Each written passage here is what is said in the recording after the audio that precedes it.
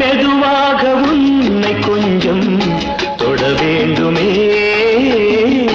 திருமேனி எங்கும் விரல்கள் பட வேண்டுமே அதற்காக நேரம் ஒன்று வர வேண்டுமே அடையாள சின்னம் ஒன்று தர வேண்டுமே இரு தோளிலும் மணமாலைகள் கொண்டாடும் காலம் யாரு கூடும் என்று தவிக்கின்ற தவிப்பெண்டவோ என் கண்மணி காதலி இடமாங்கனி உன்னை பார்த்ததும் சிரிக்கின்றதே